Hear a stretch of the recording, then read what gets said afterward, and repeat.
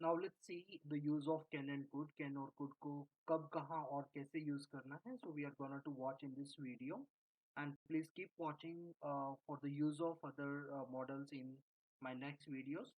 So in this video I'm just gonna to discuss about only the use of can and could. Can और could को कब किस position पे और कैसे आपने use करना है. So let's keep watching.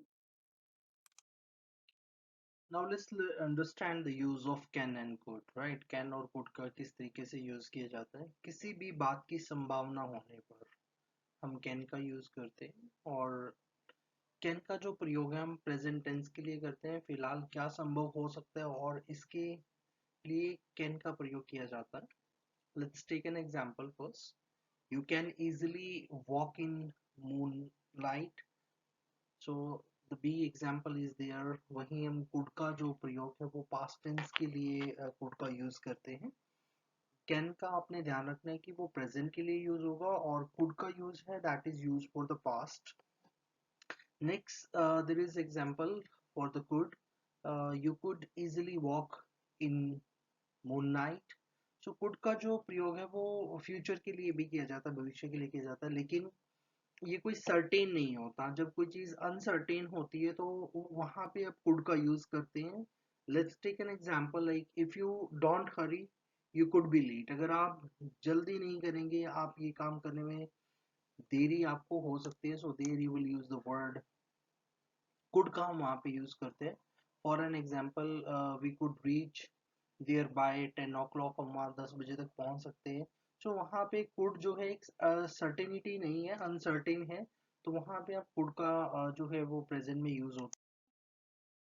किसी चीज की इजाजत लेनी हो या देनी हो, दोनों ही पॉइंट आपने ध्यान रखना है. अगर आपने परमिशन लेना है या देना है, हम किसी से कोई भी काम करने की इजाजत लेने के लिए और देने के लिए कैन का प्रयोग करते हैं, राइट. वहां पे हम कैन का यूज करते हैं जहां पे किसी से परमिशन आपने ग्रांट करना है या सीख करना है. परमिशन लेना या देना दोनों केसेस के अंदर डिपेंड करता है, तो वहां पे कैन का यूज होता है.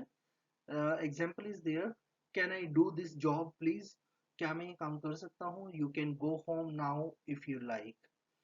Next is there. हालांकि ऐसी स्थिति में कुड का जो प्रयोग है वो ज्यादातर बेहतर होगा, क्योंकि इसके जो आपकी शिष्टता है उसका पता चलता है. Means like how polite you are, right. क्योंकि कोड जो है वो एक पोलाइट कन्वर्सेशन में भी यूज किया जाता है. So that is the use of could. Example is there. Could I do this work please, right. क्या मैं इस काम को कर सकता हूँ. और please is a magic word, और कुड के साथ में जो प्लीज का जो बैलेंस रहता है, दैट लैंग्वेज को it makes quite, you can say, polite. So when you are using could along with the please, so you could go your home. Next, किसी से निवेदन करने के लिए या निर्देश देने के लिए, आप किसी को कुछ जो है रिक्वेस्ट कर रहे हैं या आप किसी को कोई ऑर्डर दे रहे हैं.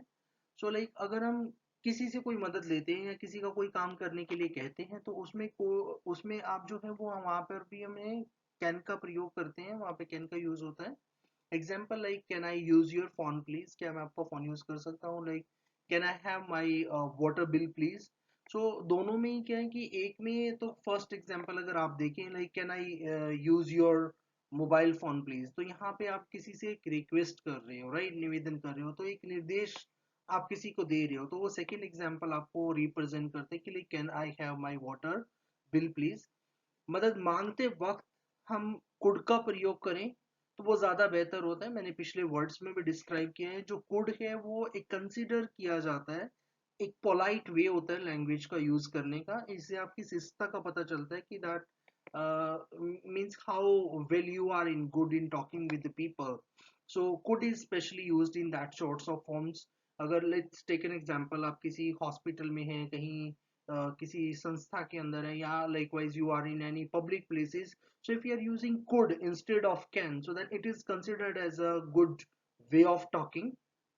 Let's take an example. वाक्यों में could से शुरू करना है तो like it tells good about yourself. Let's take an example. Could I use your phone please. अब दोनों ही सेंटेंस है. पहला आप सेंटेंस ले can I use your phone please. Second is could I use your phone please.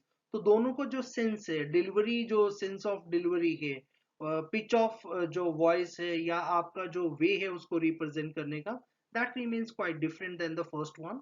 And could I have my water bill please? So now the second scenario जो है आपके sentences का, that represents your sophisticatedness, right? कि आप कितना sophisticatedly बात कर रहे हैं, that is being shown along with the use of could.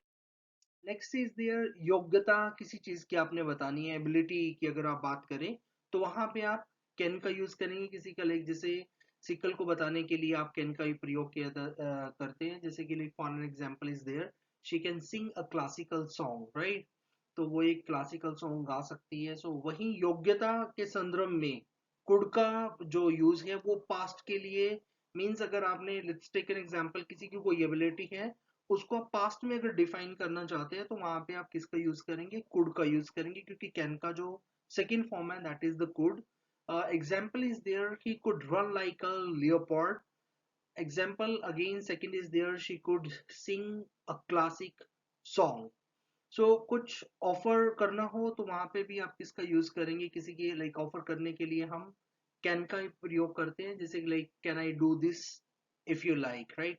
क्योंकि वहां पे हमें क्या होता है, सर्टेनिटी नहीं होती कि सामने वाला अलो कर रहा है या नहीं कर रहा है। एंड मोर ओवर जो कैन है वो एक इनफॉर्मल कन्वर्सेशन बेस्ड रहता है। Likewise as you are sitting with your friends और पब्लिकली आप कहीं पे भी हैं तो वहां पे हम कुड का ना यूज करके कैन का यूज करें, that remains quite better because it's an informal conversation as well. So can is used in the that sorts of senses. So this is all about for the use of can and could. So please keep watching the next videos for the use of may and might. Thank you for watching IELTS Doctor. Thanks a lot. Have a nice time. Good luck for IELTS.